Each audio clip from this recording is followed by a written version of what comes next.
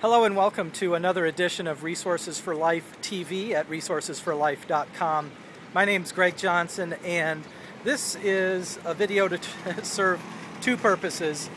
Number one, I'm going to talk about video conferencing and Skype and how that's replacing telephones.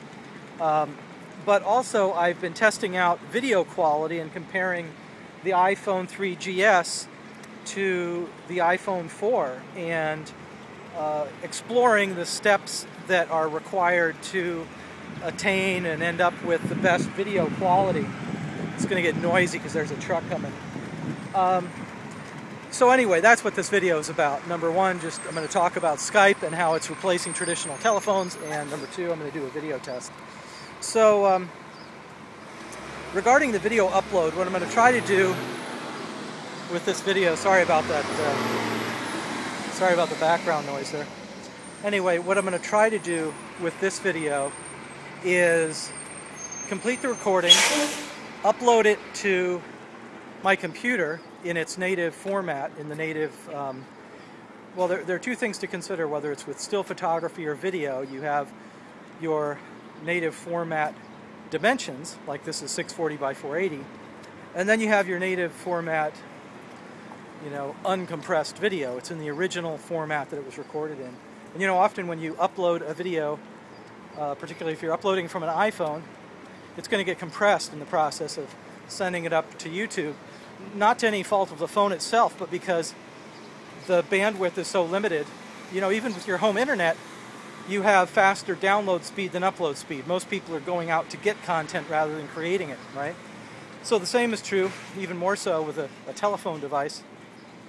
And that's why the compression is necessary. And even if you're uploading to YouTube from your computer, you know that YouTube obviously is limited in their hard drive space. They're giving it away for free. And the bandwidth capabilities of their network.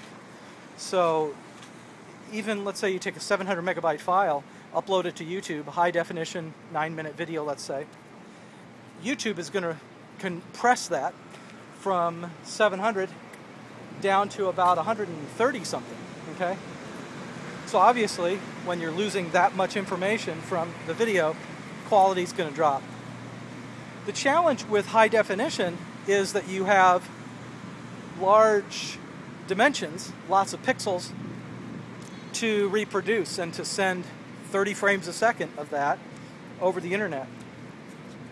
What I discovered recently was that my high definition videos didn't really look that great on YouTube. And I think what's happening is that here it's trying to take a larger dimension video image and stream that.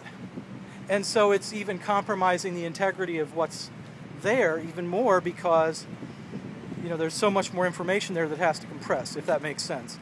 If instead I record in 640 by 480, which is what I'm doing right now, and upload that from my computer, my guess is, and we'll find out as soon as this is uploaded, but my guess is that YouTube will say, oh, okay, well that's not very big in dimensions, so let's leave most of the video information there. It should end up being a sharper picture, but smaller in size, smaller in dimensions. And so my next test is going to be, if that works, use the iPhone 4 and record information, record video at high definition, but then using the iMovie program built into the iPhone 4, I'll edit it up and then save it as a smaller dimensions video, and then upload that from my computer. So my guess is that using those steps, iPhone 4, recording in native high definition, then editing it, saving it as a smaller dimensions video and uploading it from the computer, that will yield the best video quality on YouTube. I'm trying to get away from larger, cumbersome video cameras, and I'm trying to get away from the time-consuming process of transferring video over to the computer and editing it in iMovie, and it takes a lot of time. So anyway, that's part one of this video. And then part two is, I'm heading off to lunch and I know I want to make a phone call.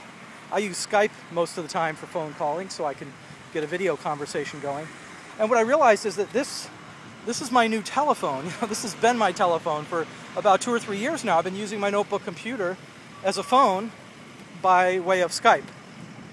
And it's kind of heavy and it's kind of bulky, and you know, the battery life when you're on Skype drops from 3 hours to about an hour and a half, unfortunately.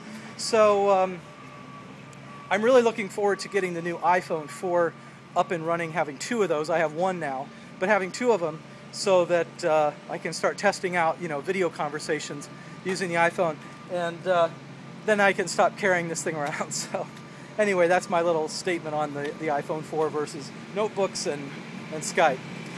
Thanks for watching. This is Greg Johnson again with Resources for Life TV at resourcesforlife.com. Thanking you for staying tuned.